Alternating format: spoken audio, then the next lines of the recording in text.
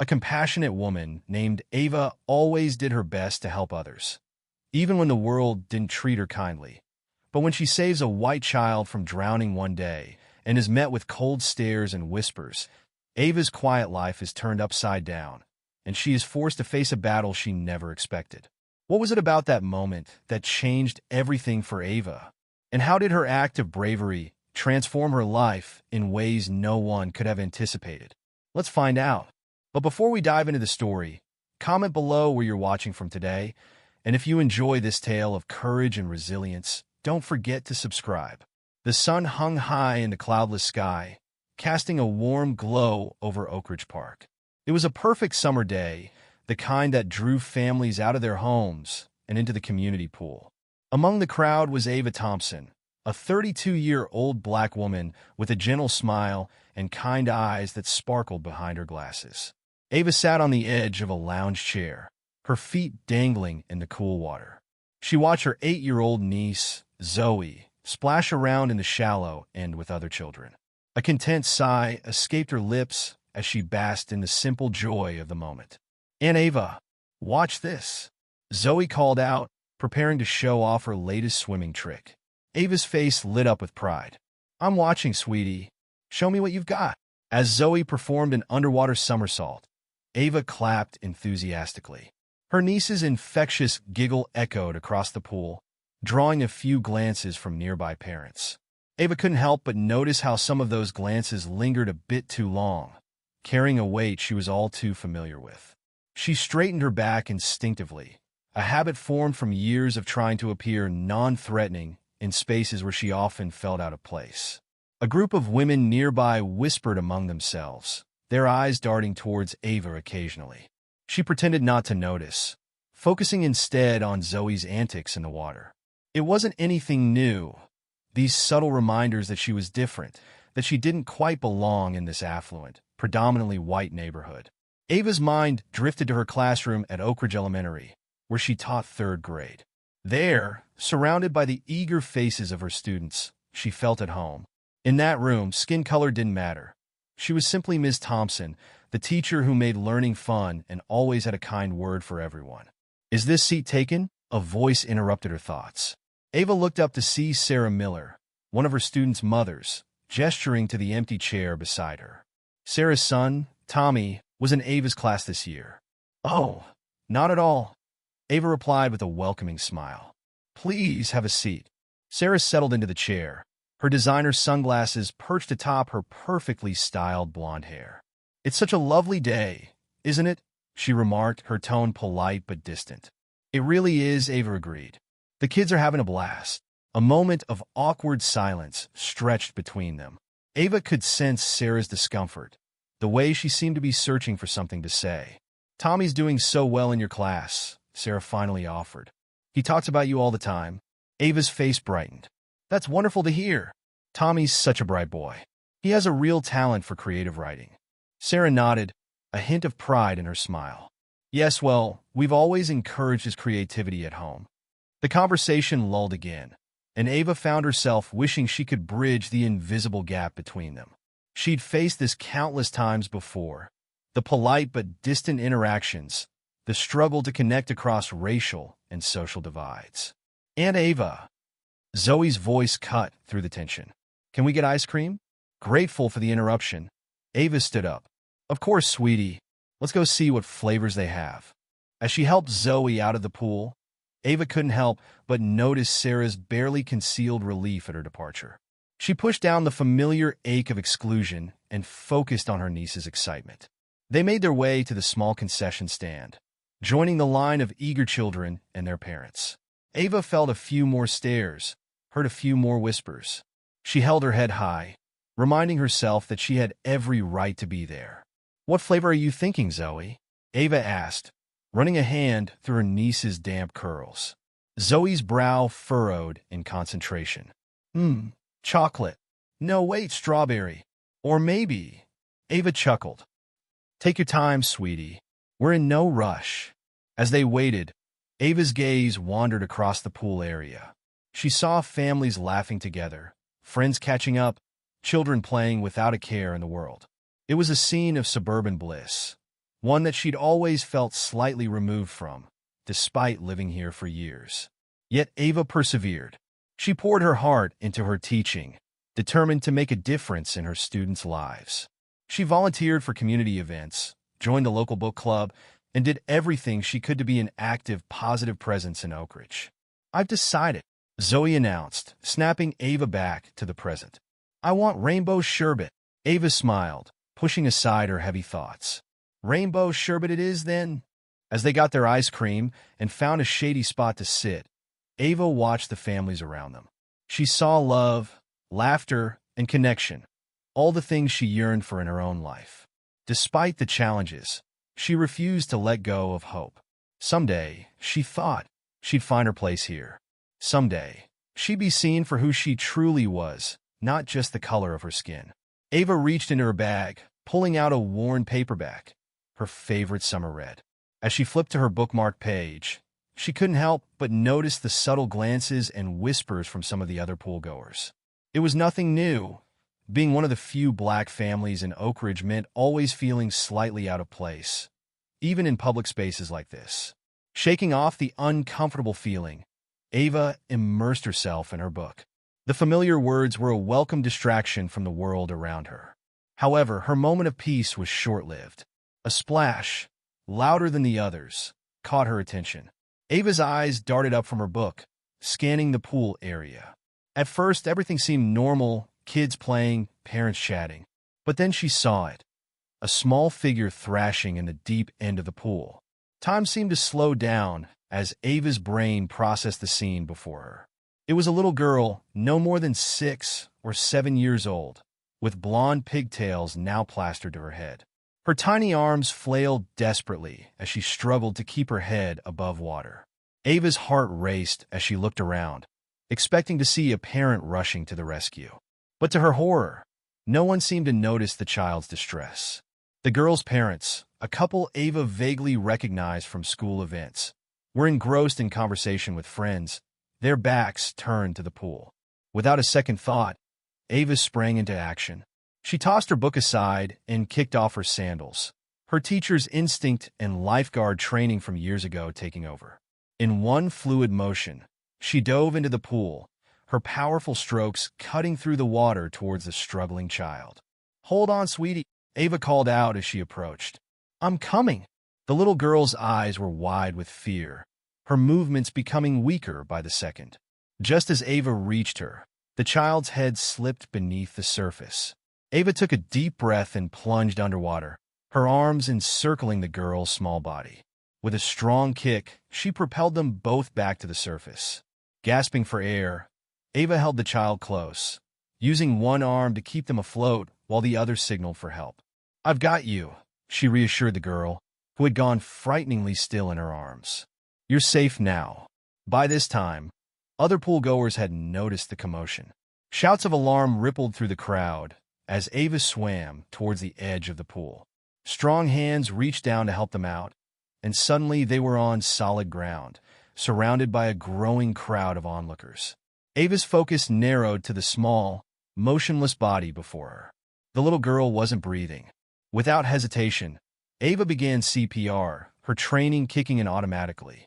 She tilted the child's head back, pinched her nose, and gave 2 rescue breaths. Then, she began chest compressions, counting under her breath. 1, 2, 3, 4, Ava murmured, her hands working tirelessly. The crowd around them had fallen silent, the only sound the rhythmic counting and the distant splash of water. "Come on, sweetheart," Ava whispered between compressions. "Breathe for me." Seconds felt like hours as Ava continued CPR. In the background, she could hear someone calling for an ambulance, but it all seemed far away. Her world had narrowed to this moment, this child, this desperate fight for life. And then, just as Ava was beginning to fear the worst, a miracle happened. The little girl coughed, water sputtering from her mouth. Her eyes fluttered open, filled with confusion and fear. A collective gasp of relief washed over the crowd. Ava gently turned the child onto her side, rubbing her back as she coughed up more water. "That's it, sweetie," she soothed. "You're okay. Just breathe." As the adrenaline began to subside, Ava became aware of the scene around her. A sea of faces stared down at them, some in awe, others in shock, and a few with expressions she couldn't quite read. She suddenly felt very exposed, her clothes clinging to her body, her hair a mess of wet curls. A commotion from the crowd caught her attention. A woman was pushing her way through, her face pale with fear. "Emily! Oh my God, Emily!" The woman, clearly the child's mother, dropped to her knees beside them. She reached for her daughter with shaking hands, her eyes wild with panic and relief. "She's all right," Ava assured her, gently helping to transfer the girl, Emily, into her mother's arms. "She's breathing normally now, but she should still be checked out by the paramedics when they arrive." The mother nodded, clutching Emily tightly. Her eyes met Ava's, and for a moment, Ava saw a flicker of something, gratitude, perhaps mixed with hesitation. The look made Ava's stomach twist uncomfortably. "Thank you," the woman said, her voice barely above a whisper. But there was a strain in her tone, a reluctance that Ava had heard too many times before. Before Ava could respond, a man pushed through the crowd, Emily's father. His face was a mask of concern as he knelt beside his wife and daughter. "What happened? Is she okay?" "She nearly drowned," his wife explained, her voice shaky. This woman saved her." The father's eyes finally landed on Ava, widening slightly as he took in her appearance. Ava could almost see the thoughts racing behind his eyes. Surprise, confusion, and something else she couldn't quite name. You saved our daughter?" he asked, his tone a mix of gratitude and disbelief. Ava nodded, suddenly feeling self-conscious under his scrutiny. "I saw her struggling in the deep end. I used to be a lifeguard, so I just reacted." The father nodded slowly, his arm going around his wife's shoulders. "Well, we can't thank you enough. Really." But despite his words, Ava could sense a hesitation in his manner. It was in the way he didn't quite meet her eyes, the stiffness in his posture. She'd encountered it before, the subtle discomfort some people felt when confronted with breaking their preconceived notions. The arrival of the paramedics broke the awkward moment. They quickly took charge of the situation, checking Emily's vital signs and preparing her for transport to the hospital for a thorough examination. As Emily was being tended to, Ava became acutely aware of the murmurs rippling through the crowd. She caught snippets of conversations, not all of them kind. "Can you believe it? Who is she? I've never seen her here before. How did none of us notice the girl drowning? Well, thank goodness she was here, I suppose." The last comment, spoken with a hint of reluctance, made Ava's chest tighten. She'd just saved a child's life, and yet some people seemed more concerned with the color of her skin than her heroic actions. Zoe appeared at Ava's side, wrapping her arms around her aunt's waist. "Aunt Ava, you're amazing. You saved that little girl." Ava managed a small smile, hugging her niece close. "I just did what anyone would do, sweetie." But as she looked around at the faces of her neighbors, some admiring, some skeptical, some openly hostile, Ava knew that wasn't entirely true. She had done something extraordinary, something that would ripple through this community in ways she couldn't yet imagine. Emily's parents were preparing to accompany their daughter to the hospital. As they stood up, Emily's mother turned to Ava once more. "Thank you again," she said, her voice a little steadier now. We don't know what we would have done if you hadn't been here." Ava nodded, offering a gentle smile. "I'm just glad I could help. I hope Emily feels better soon." As the family walked away, following the paramedics, Ava couldn't help but notice how neither parent had asked for her name or offered theirs. It was a small thing, perhaps, but it spoke volumes. The crowd began to disperse, people drifting back to their chairs or heading home, the excitement of the day wearing off. But Ava could feel their eyes on her, could hear the whispers that followed in her wake. "Aunt Ava," Zoe said, tugging at her hand. "Can we go home now?" Ava nodded, suddenly feeling exhausted. "Yes, sweetie. Let's go home." As they gathered their things, Ava couldn't shake the feeling that this incident was far from over. She had saved a life today, had proven her worth beyond any doubt. And yet, as she walked out of the pool area with Zoe, she sensed that her greatest challenge was still to come. The morning after the incident at the pool dawned bright and clear, But Ava Thompson woke with a sense of unease settling in her stomach. As she went through her morning routine, she couldn't shake the feeling that something had fundamentally changed in her world. Stepping out onto her front porch to collect the newspaper, Ava noticed her neighbor, Mr. Peterson, watering his lawn across the street. Usually, he'd offer a cheerful wave and a good morning. But today, he quickly averted his gaze, suddenly very interested in adjusting the nozzle on his hose. Frowning, Ava picked up the newspaper and retreated inside. As she flipped through the pages, she found a small article about the incident at the pool. Her heart sank as she read the carefully worded piece, which seemed to downplay the severity of the situation. Local teacher assists in pool incident. The article barely mentioned the fact that she had performed CPR or that Emily had been unconscious. Instead, it focused on pool safety and the importance of parental supervision. Ava's name wasn't mentioned, but she was described as a 32-year-old teacher from the local elementary school. As she prepared for work, Ava's phone buzzed with notifications. She had been tagged in several social media posts about the incident. With a mix of curiosity and trepidation, she began to scroll through the comments. So proud of our community coming together in times of need. Accidents happen, but thank goodness everyone is okay. I heard the girl was just playing around. Some people will do anything for attention. That last comment made Ava's blood run cold. How could anyone think she had exaggerated the danger for attention? She had held Emily's lifeless body in her arms, had breathed life back into her lungs. The memory of those terrifying moments was etched into her mind. Shaking off her discomfort, Ava finished getting ready for work. She had a meeting with the principal today to discuss plans for the upcoming school year. As she drove to Oak Ridge Elementary, she tried to focus on the positive. She had saved a life.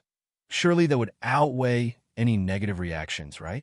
But as Ava walked into the school building, she immediately sensed a change in the atmosphere.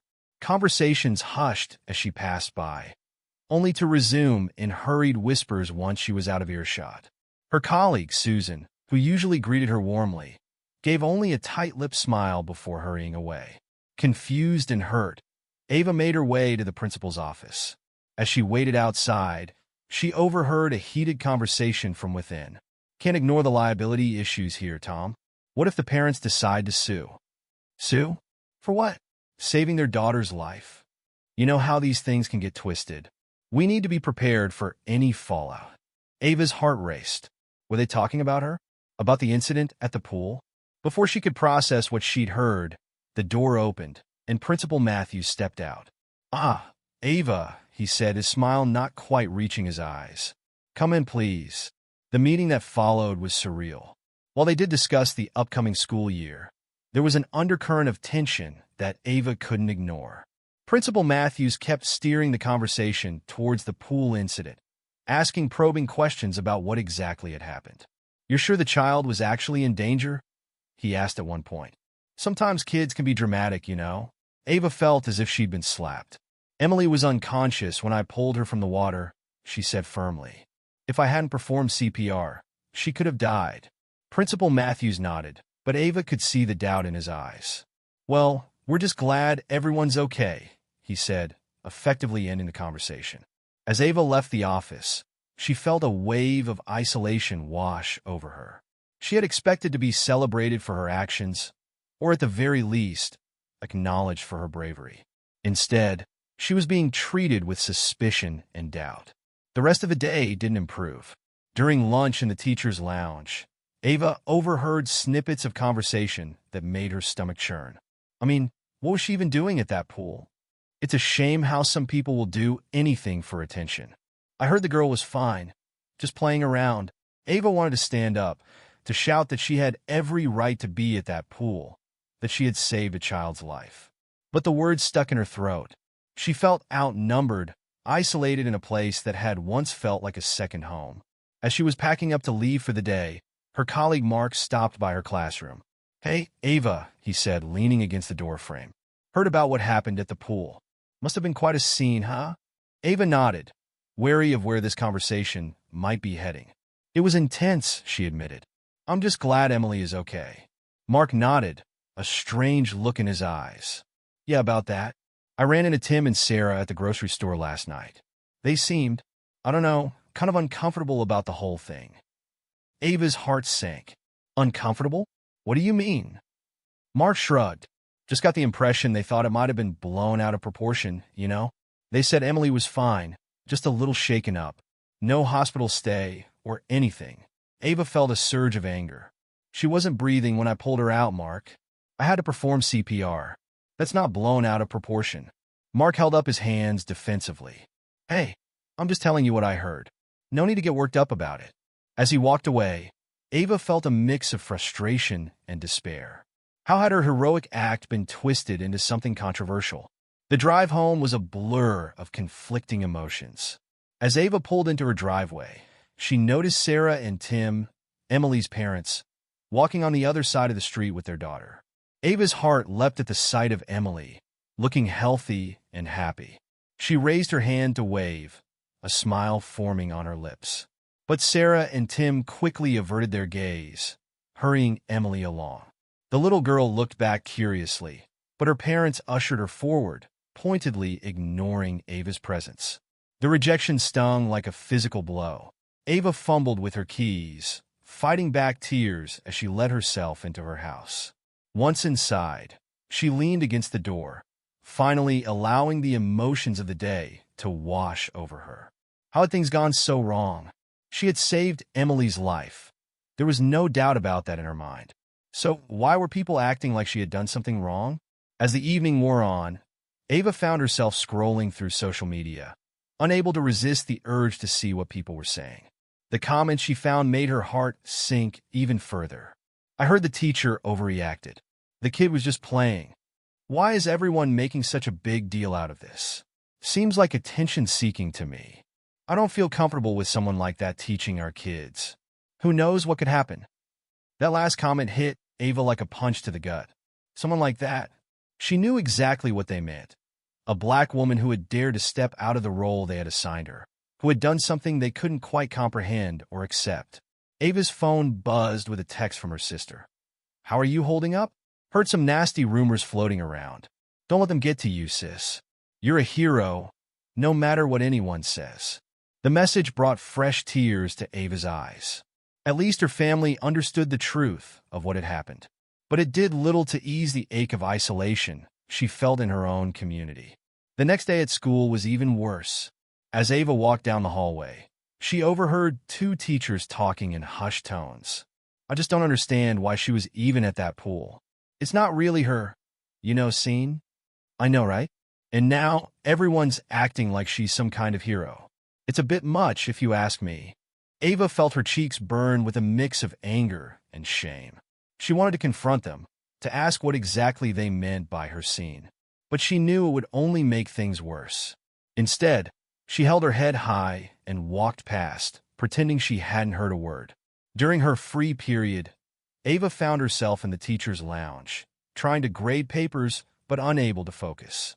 She couldn't shake the feeling of being watched, judged. Every whispered conversation, every sidelong glance felt like an accusation. Ava. She looked up to see Mrs. Rodriguez, one of the older teachers, standing by her table. Yes. Mrs. Rodriguez sat down, her kind eyes filled with concern. I just wanted to check on you, dear. I've heard some of the talk going around, and, well, I want you to know that not everyone believes those nasty rumors. Ava felt a lump form in her throat. Thank you, she managed to say. It's been difficult. Mrs. Rodriguez patted her hand. You did a brave thing, Ava. Don't let anyone tell you otherwise. This town, well, sometimes it takes a while for people to come around, but they will, eventually. As Mrs. Rodriguez walked away, Ava felt a small flicker of hope. Maybe not everyone in Oak Ridge was against her. Maybe there were still people who could see past their prejudices and recognize her act for what it was, pure, selfless heroism. As the final bell rang, signaling the end of the school day, Ava felt a weight lifting from her shoulders. She could finally escape the whispers, the stares, and the thinly veiled accusations. But as she packed up her things, preparing to leave, Principal Matthews appeared at her classroom door. Ava, can I see you in my office for a moment? He asked, his expression unreadable. Heart sinking, Ava followed him down the hallway. In his office, Principal Matthews gestured for her to take a seat, his face grave. "Ava," he began, "I'm sure you're aware of the situation that's developed since the incident at the pool." Ava nodded, bracing herself for what was to come. "I've received several calls from concerned parents," he continued. "They're questioning your judgment, your ability to handle crisis situations. And now, Emily's parents are thinking about taking legal action. They are saying that you used their daughter for attention." "But I saved her life," Ava protested, her voice rising with frustration. "How can they possibly twist that into something negative?" Principal Matthews sighed, rubbing his temples. "The issue isn't whether you saved her or not, Ava. It's about liability, about the school's reputation. We can't afford to have this kind of controversy surrounding one of our teachers." Ava felt a chill run down her spine. "What are you saying?" "I'm saying that it might be best if you took some time off," he said carefully. "Just until this all blows over. Paid leave, of course." The words hit Ava like a physical blow. Time off? She was being punished for saving a child's life? "This isn't right," she said, fighting to keep her voice steady. "I did nothing wrong. I used my training to save Emily's life. How can that possibly be grounds for suspension?" Principal Matthews held up his hands defensively. "It's not a suspension, Ava. It's just a cooling-off period, for everyone's benefit." As Ava left the office, her mind in a whirl, she couldn't help but wonder how things had gone so terribly wrong. She had acted on instinct, using her skills to save a life. And now, instead of being celebrated as a hero, she was being treated like a pariah. The drive home was a blur of conflicting emotions. Anger at the injustice of it all, hurt at the way her colleagues and neighbors had turned on her. And underneath it all, a deep, gnawing fear about what this meant for her future in Oak Ridge. As she pulled into her driveway, Ava noticed a small group of neighbors gathered on the sidewalk across the street. They fell silent as she got out of her car, their eyes following her as she walked to her front door. She could feel the weight of their judgment, their unspoken accusations. Inside, Ava collapsed onto her couch, the events of the day finally overwhelming her. She thought about the life she had built in Oak Ridge, her job that she loved, the home she had made for herself, the community she had tried so hard to be a part of. And now, it all seemed to be crumbling around her. Her phone buzzed with a text from her sister. "Heard what happened at school. This is BS, sis. You're a hero, no matter what those small-minded people say. Want me to come over?" Ava felt a lump form in her throat. At least her family still believed in her. But it did little to ease the ache of isolation she felt in her own community. As the evening wore on, Ava found herself unable to shake off the feeling of being watched, judged. Every car that drove by, every voice she heard outside, made her tense up. She felt like a stranger in her own home, in the neighborhood she had lived in for years. Unable to bear the silence any longer, Ava decided to take a walk, hoping the fresh air might clear her head. But as she stepped outside, she immediately regretted her decision. Her neighbors, who were usually friendly or at least polite, now averted their eyes or hurried inside their houses. The few who did meet her gaze did so with suspicion or outright hostility. As she rounded the corner, Ava came face to face with Sarah and Tim, walking hand in hand with Emily. For a moment, time seemed to stand still. Emily's eyes lit up with recognition, and she opened her mouth as if to speak. But Sarah quickly pulled her closer, shooting Ava a warning glare. "Emily, honey, don't talk to strangers," Tim said loudly, purposefully looking right through Ava as if she wasn't there. Ava felt her heart break a little more. She wasn't a stranger. She was the woman who had saved their daughter's life. But in their eyes, she had become something dangerous, something to be feared and avoided.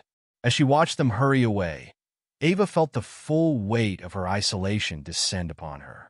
She had saved a life, had done everything right, and yet here she was ostracized, suspended from her job, and treated like a pariah in her own community. For the first time since the incident, Ava allowed herself to cry. The tears came hot and fast, a release of all the pent-up emotion she had been holding back. She cried for the injustice of it all, for the way her act of heroism had been twisted and misunderstood. She cried for the community she had thought she was a part of, and for the harsh reality of the prejudices that still existed beneath the surface. The days dragged on. each one blending into the next in a haze of isolation and uncertainty. She found herself avoiding her usual routines, wary of the stares and whispers that seemed to follow her everywhere she went. The community that had once felt like home now felt alien and hostile. It was on a particularly gloomy Tuesday afternoon that an unexpected ray of hope broke through the clouds of Ava's despair. As she sat on her front porch, lost in thought, a small figure came into view. It was Emily, the little girl she had saved, cautiously making her way up the sidewalk. Ava's heart raced. She glanced around, half expecting to see Sarah or Tim rushing to pull their daughter away. But Emily was alone, clutching something in her hands as she approached. "Ms. Thompson?" Emily's voice was soft, tinged with nervousness. Ava managed a smile, trying to put the child at ease. "Hello, Emily. How are you feeling?" Emily shuffled her feet, then thrust out her hands, offering Ava a slightly crumpled envelope and a small, clumsily wrapped package. "I made these for you," she said in a rush. "Mommy and Daddy said I shouldn't, but I wanted to say thank you for saving me." Tears pricked at Ava's eyes as she gently took the offerings. "Oh, Emily," she murmured, overcome with emotion. "Thank you. This means so much to me." Emily's face lit up with a shy smile. Can I give you a hug?" Without hesitation, Ava opened her arms, and Emily rushed into them. As she held the little girl close, Ava felt a weight lifting from her heart. This innocent gesture of gratitude, untainted by adult prejudices, was a balm to her wounded spirit. "You're my hero, Miss Thompson," Emily whispered before pulling away. "I don't care what anyone else says." As Emily scampered off, occasionally glancing back with a wave, Ava clutched the letter and gift to her chest. She waited until the little girl was out of sight before carefully opening the envelope with trembling hands. Inside was a crayon drawing of two stick figures, one tall with curly hair, the other small with pigtails. They were holding hands, surrounded by hearts. Beneath the drawing, in wobbly handwriting, were the words, "Thank you for saving me. You are my hero. Love, Emily." Ava's vision blurred with tears as she read the heartfelt message. She then unwrapped the small package to find a plastic medal, the kind given out at school events, with "Hero" written on it in glitter glue. This simple act of gratitude from Emily was like a lifeline thrown to a drowning person. It reminded Ava that despite the backlash, despite the doubts and accusations, what she had done was real and valuable. She had saved a life, and in the eyes of the person who mattered most, the child she had rescued, she was indeed a hero. Clutching Emily's gifts, Ava went inside, her steps lighter than they had been in days.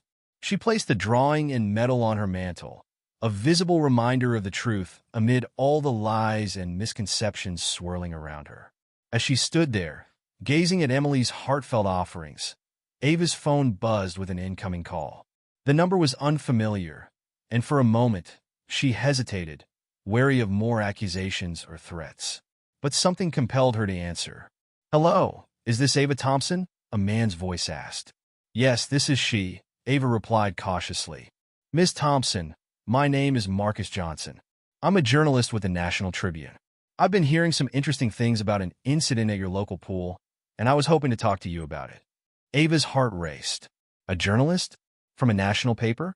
How had her story reached so far? I'm not sure what to say," Ava stammered. "It's been a difficult time." Marcus's voice softened. "I can imagine. That's actually why I'm calling. I've heard conflicting accounts of what happened, and I'm interested in telling your side of the story. It seems to me that there's more going on here than just a simple pool rescue." Ava hesitated. She had been burned so many times already by people twisting her words and actions. Could she trust this stranger to tell her story fairly? As if sensing her reluctance, Marcus continued. "Ms. Thompson, I'll be honest with you. What I'm hearing about a woman saving a child's life and then facing backlash from her community, it doesn't sit right with me. I think this is a story that needs to be told, and I'd like to give you the platform to tell it." Ava's eyes drifted to Emily's drawing on the mantel. She thought about the little girl's bravery in coming to thank her, despite her parents' disapproval. Maybe it was time for Ava to be brave too. "Okay, she said finally. I'll talk to you, but I want to tell the whole truth, not just the parts that make for a good headline. That's exactly what I'm looking for, Marcus assured her. How about we meet tomorrow? I can come to you. Make it as comfortable as possible. They set a time, and as Ava hung up the phone, she felt a mix of anxiety and hope. This could be her chance to set the record straight, to tell her story without the filter of small-town gossip and prejudice. The next day, Ava found herself sitting across from Marcus in her living room. He was younger than she had expected, with kind eyes and an easy smile that helped put her at ease. Thank you for agreeing to meet with me, Miss Thompson, Marcus began, setting up his recorder. Why don't we start at the beginning? Can you tell me about the day of the incident at the pool? Taking a deep breath, Ava began to recount the events of that fateful day. As she spoke, she found the words flowing more easily than she had expected. She described the peaceful afternoon at the pool, the sudden realization that Emily was in danger, the adrenaline-fueled rescue, and the tense moments of CPR that brought the little girl back to life. Marcus listened intently, occasionally asking for clarification, but mostly letting Ava tell her story in her own words. When she got to the part about the community's reaction, his brow furrowed with concern. So you're saying that instead of being celebrated for your heroic actions, you face suspicion and hostility? He asked, his pen poised over his notepad. Ava nodded, feeling a lump form in her throat. It was like they couldn't reconcile the idea of me, a black woman, being a hero. Some people even suggested I had exaggerated the danger for attention. Marcus shook his head, a look of disbelief on his face. And Emily's parents? How did they react? Ava's voice wavered as she recounted her encounters with Sarah and Tim, their cold dismissal of her action. They're acting like I did something wrong by saving their daughter, she finished, unable to keep the hurt from her voice. As the interview continued, Ava found herself opening up about more than just the incident at the pool. She talked about her experiences as one of the few black teachers in a predominantly white school, the subtle, and sometimes not so subtle, prejudices she faced daily, and her deep love for her students despite it all. Ms. Thompson, Marcus said as the interview drew to a close, I want to thank you for your honesty and bravery in sharing your story. I think it's an important one that needs to be told. Ava managed a small smile. Thank you for listening. I hope this can make a difference somehow. As Marcus packed up his equipment, he paused, looking at Ava with sincere admiration. You know, in my line of work, I meet a lot of people who call themselves heroes. But you, Ms. Thompson, you're the real deal. Don't let anyone tell you differently. After Marcus left, Ava felt a mixture of relief and anxiety. She had told her story, laid bare her experiences and feelings. Now, all she could do was wait and see what would come of it. The article was published a week later, and the impact was immediate and far-reaching. Marcus had done a masterful job of presenting Ava's story, weaving together the events at the pool with the larger context of racial bias and the often overlooked contributions of black women in society. The headline read, Hero or Pariah? The shocking story of a black teacher who saved a child's life and paid the price. As Ava read the article, she felt a whirlwind of emotions. Marcus had captured her voice perfectly, presenting her experiences with sensitivity and depth. He had also included quotes from child safety experts who praised Ava's quick thinking and life-saving actions, as well as social commentators who spoke about the broader implications of the community's reaction. What Ava wasn't prepared for was how quickly the story spread. Within hours of publication, it had been picked up by major news outlets across the country. Her phone began buzzing incessantly with notifications as the article was shared thousands of times on social media. Hashtag Justice for Ava began trending on Twitter, with people from all walks of life expressing their outrage at her treatment and their admiration for her bravery. Ava watched in amazement as her story sparked a national conversation. News panels debated the racial dynamics at play, while social media exploded with personal stories from other black women who had faced similar prejudices in their own communities. Celebrities and influencers began sharing the article, adding their voices to the chorus of support for Ava. A famous actress tweeted, Ava Thompson is a hero, plain and simple. The fact that she's facing backlash for saving a child's life shows how far we still have to go in addressing racial bias. Hashtag Justice for Ava. As the day wore on, Ava's email inbox filled with messages of support from strangers across the country. Many shared their own experiences of facing prejudice, thanking her for having the courage to speak out. One email in particular caught her attention. It was from a group of Black female teachers in a neighboring state. Dear Ms. Thompson, your story has touched us deeply.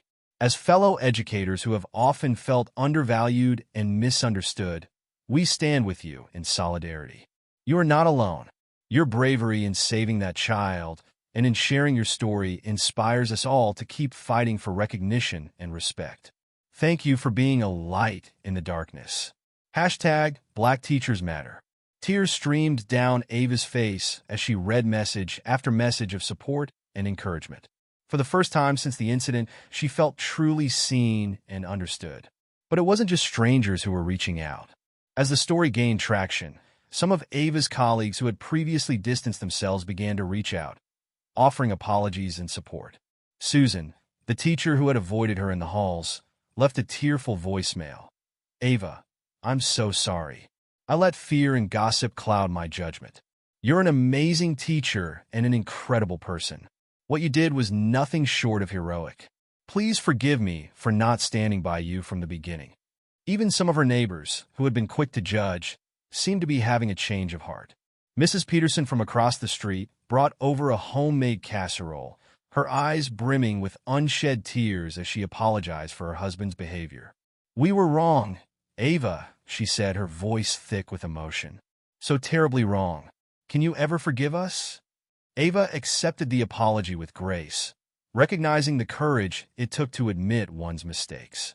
It was a small step, but an important one in healing the rifts that had formed in her community. As the media frenzy continued, Ava received a call from a civil rights organization offering legal support if she decided to fight her suspension from the school.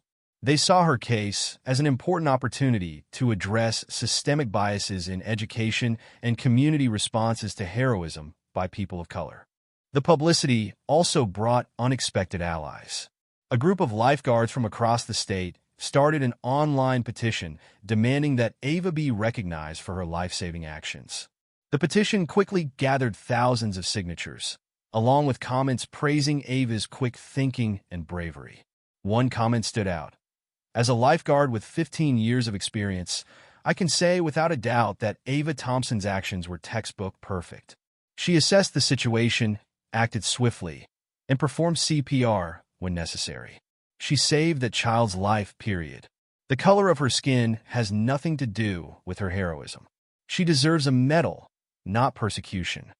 The national attention also seemed to be having an effect locally. Ava began to notice a shift in how people in Oak Ridge were treating her. The cold stares and whispered conversations were replaced by tentative smiles and words of support. It was as if the outside validation had forced many in the community to reevaluate their own biases and reactions. One evening, as Ava was tending to her small garden in the front yard, an activity she had avoided since the incident, she heard a commotion down the street. Looking up, she saw a group of her students approaching, led by their parents. For a moment, Ava's heart raced, unsure of what to expect. But as they drew closer, she saw that they were smiling. Many of the children were carrying handmade signs with messages like "Ms. Thompson is our hero," and "We stand with Ava." One of the parents, Mr. Rodriguez, stepped forward. "Ms. Thompson," he began, his voice filled with emotion, "we want to apologize for how this community has treated you. Our children never doubted you for a second. They've been telling us all along what an amazing teacher and person you are. We should have listened to them from the start." Ava felt overwhelmed as each student came forward to give her a hug or present her with a card or drawing. These were the children she had poured her heart into teaching, the ones who saw her for who she truly was, beyond the color of her skin. As the impromptu gathering continued, more neighbors came out to join, many offering their own apologies and words of support. It wasn't everyone, and Ava knew there were still those in the community who held on to their prejudices. But it was a start, a sign that hearts and minds could change. The media attention also forced the school board to reconsider its position. A few days after the article went viral, Ava received a call from Principal Matthews. His voice was strained as he asked her to come in for a meeting. When Ava arrived at the school, she was surprised to find not just Principal Matthews, but also several members of the school board waiting for her. The atmosphere was tense as she took a seat, facing the group that had so quickly turned their backs on her. Dr. Harris, the head of the school board, cleared her throat before speaking. Ms. Thompson, we've asked you here today to offer our sincerest apologies. We acted hastily and unjustly in placing you on leave. Your actions at the pool were nothing short of heroic, and our response was colored by biases we didn't even realize we held. Ava sat in stunned silence as Dr. Harris continued. We'd like to offer you immediate reinstatement, with full back pay for the time you were on leave. Additionally, we're proposing a series of diversity and bias training sessions for all staff, which we'd be honored if you'd help develop. Principal Matthews chimed in, unable to meet Ava's eyes. I also owe you a personal apology. Ava, I let fear of controversy cloud my judgment. You're one of the best teachers we have, and I should have stood by you from the beginning. As the meeting continued, Ava felt a mix of emotions: vindication, relief, but also a lingering hurt from how quickly she had been cast aside. She accepted their apologies and the offer of reinstatement, but she also made it clear that rebuilding trust would take time.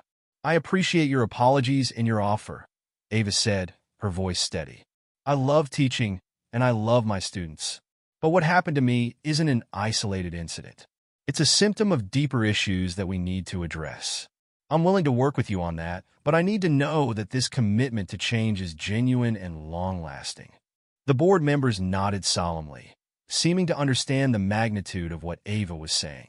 There was a long road ahead, but this was a crucial first step. As news of Ava's reinstatement spread, it added fuel to the ongoing national conversation. Educational experts began discussing the importance of diversity in teaching staff and the need for better support systems for teachers of color. Ava's story was held up as an example of both the challenges faced by Black educators and the positive impact they can have on their students and communities. Amidst all the public attention, Ava received another visitor, Sarah and Tim, Emily's parents. They arrived at her door one evening, looking uncomfortable but determined. Ms. Thompson, Tim began, his voice rough with emotion, we owe you an apology. A big one. Sarah nodded, tears in her eyes. We were so scared when it happened, and then we let our own biases and the gossip around town cloud our judgment. We forgot the most important thing. You saved our daughter's life. Ava stood in her doorway, a mix of emotions swirling within her. Part of her wanted to slam the door, to shut out the people who had caused her so much pain. But another part, the part that had always believed in the power of understanding and forgiveness, held her ground. Please, Tim said, his voice cracking. Can we come in and talk? After a moment's hesitation, Ava stepped aside, allowing them to enter. They sat in her living room, an uncomfortable silence stretching between them. Sarah's eyes landed on Emily's drawing on the mantel. She made that for you, didn't she? She asked softly. Ava nodded. She came by to thank me. It meant more than I can say. Tim hung his head. We told her not to, you know. We were so caught up in our own fear and prejudice that we couldn't see what was right in front of us. Our daughter knew the truth, but we wouldn't listen. As the conversation unfolded, Sarah and Tim poured out their hearts. They spoke of their initial shock and fear after the incident, how easily they had fallen into the trap of suspicion and mistrust. They admitted to their own deeply ingrained biases they hadn't even realized they held until faced with this situation. We've done a lot of soul-searching these past few weeks, Sarah said, wiping away tears. The article, the public reaction, it forced us to confront some ugly truths about ourselves. We're ashamed of how we acted, Ms. Thompson. You saved our daughter's life, and we repaid you with suspicion and ingratitude. Ava listened, her own eyes filling with tears. Do you know how much it hurt? She asked, her voice barely above a whisper. To be treated like a criminal for saving a child's life? To have the community I've given so much to turn their backs on me? Tim nodded, unable to meet her gaze. We can't imagine the pain we've caused you. We don't expect forgiveness, Miss Thompson. We needed you to know how sorry we are and how grateful we are for what you did for Emily. As the conversation continued, Ava felt a weight lifting from her shoulders.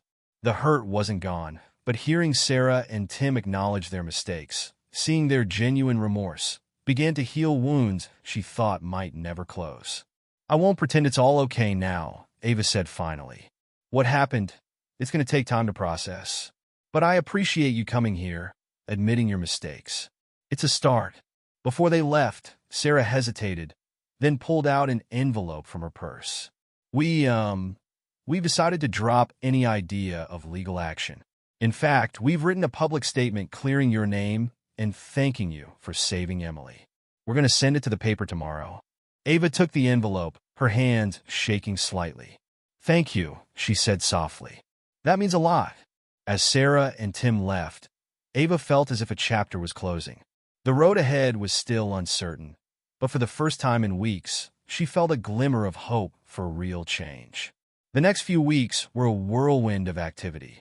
Sarah and Tim's public statement, combined with Ava's reinstatement at the school, sparked a new wave of media attention.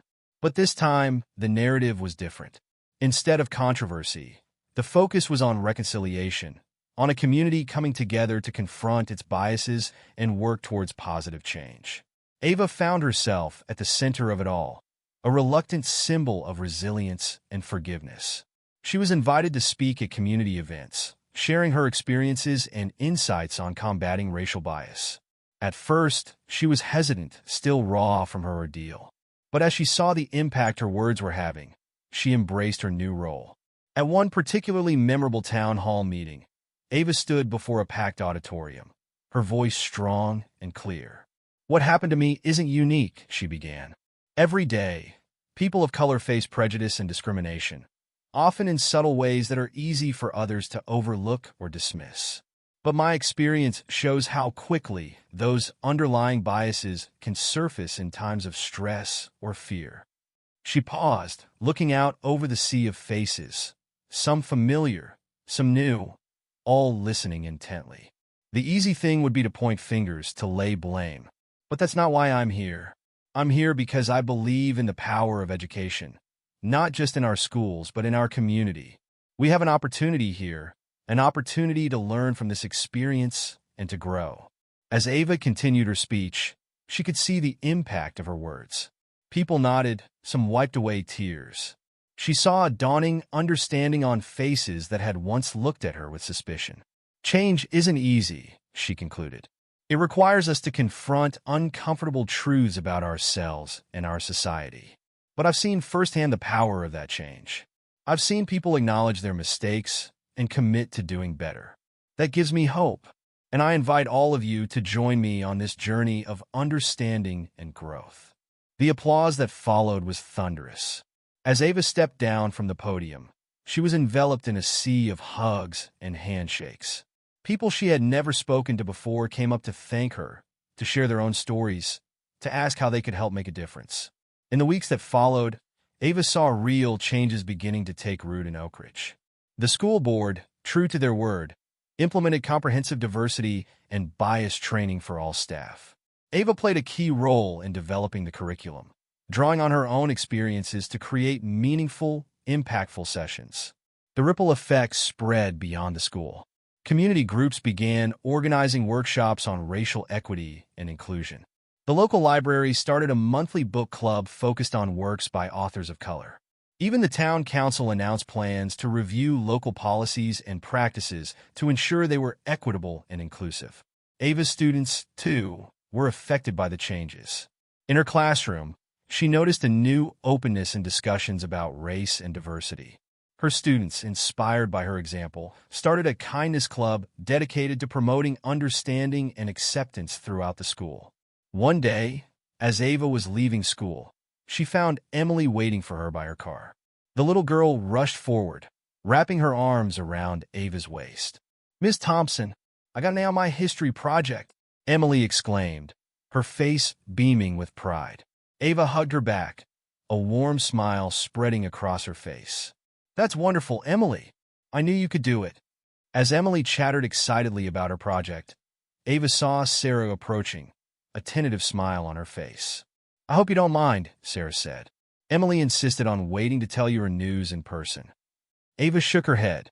"Not at all. I'm always happy to celebrate my students' successes." There was still a hint of awkwardness between them, but it was overshadowed by the genuine warmth in Sarah's eyes. "We're having a little celebration dinner for Emily tonight," she said. "We'd be honored if you'd join us." The invitation caught Ava off guard. She hesitated for a moment, memories of past hurts flashing through her mind.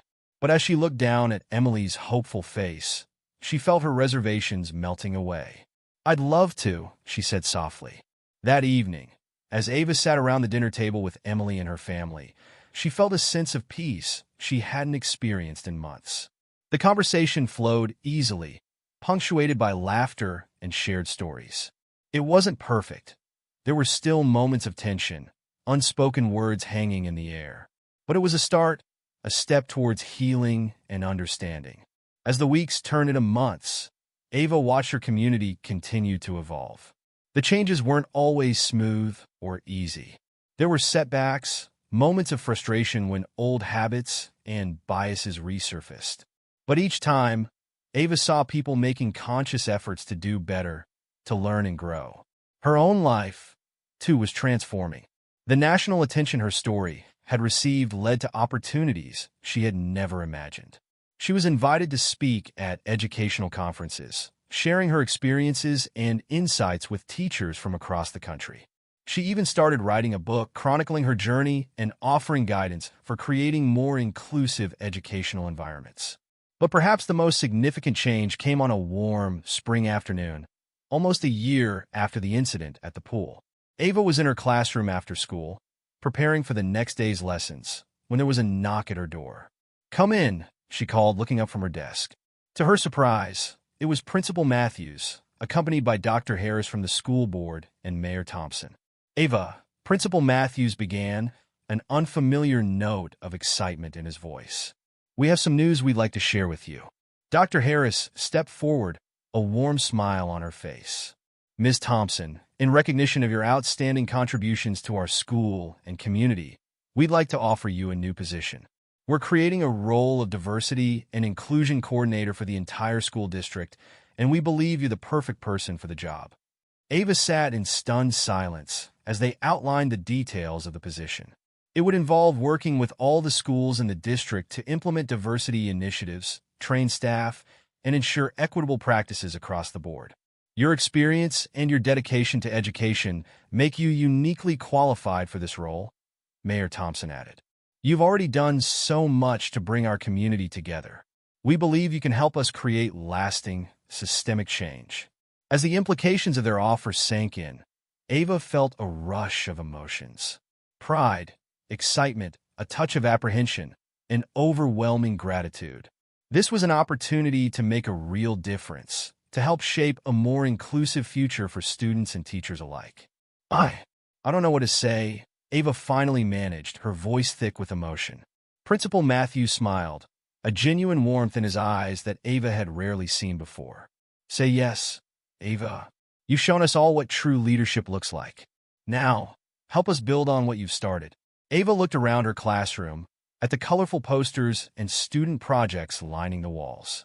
She thought of all the children she'd taught over the years, the lives she'd touched. And she thought of Emily, of that terrifying moment at the pool that had set this whole journey in motion. With a deep breath, she turned back to the group. "Yes," she said, her voice growing stronger with each word. "Yes, I'd be honored to take on this role." The room erupted in smiles and congratulations. As they discussed next steps and future plans, Ava felt a sense of purpose settling over her. She had always known that education was her calling, but now she saw a broader vision of what that could mean. That evening, as Ava sat on her front porch, watching the sun set over her neighborhood, she reflected on the incredible journey of the past year. From the depths of despair and isolation, she had risen to find a new purpose, a new role in her community. She thought of all the people who had played a part in this transformation, her students, her colleagues, even those who had initially turned against her. Each interaction, Each challenge had shaped her, strengthening her resolve and deepening her understanding. As the first stars began to twinkle in the darkening sky, Ava made a silent promise to herself and to her community. She would continue to fight for understanding, to bridge divides, to create spaces where everyone felt seen and valued. It wouldn't always be easy, but she was ready for the challenge. A movement caught her eye, and Ava looked up to see a group of her neighbors out for an evening walk.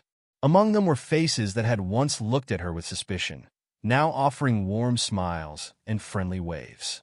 Ava waved back, a sense of belonging washing over her. This was her home, her community, and together, they were writing a new chapter, one of growth, understanding, and hope for a brighter, more inclusive future. As Ava stood to go inside, she paused for a moment, taking in the peaceful scene before her. She thought of the little girl she'd saved, of the ripples that one act had sent out into the world. And she smiled, knowing that sometimes the greatest changes start with a single moment of courage. The journey wasn't over. In many ways, it was just beginning. But Ava Thompson was ready, eager to see where this new path would lead. As she closed her front door, she felt a sense of excitement for the future, for all the lives she would touch and all the changes she would help bring about. In that moment, Ava knew that her true heroism wasn't just in saving a life that day at the pool. It was in her unwavering commitment to education, to understanding, and to building a community where everyone could thrive. And that was a mission she would gladly dedicate her life to, one day at a time. What would you do if you were in Ava's shoes, having just saved a child's life, only to face whispers, stares, and an unexpected battle for your dignity? Would you have had the courage to stand tall, even when the world seemed against you? Or would you have handled things differently? If this story of bravery, resilience, and standing up for what's right resonated with you, please consider subscribing to my channel. I put my heart into creating these meaningful narratives, and your support means everything. Thank you for being a part of this journey.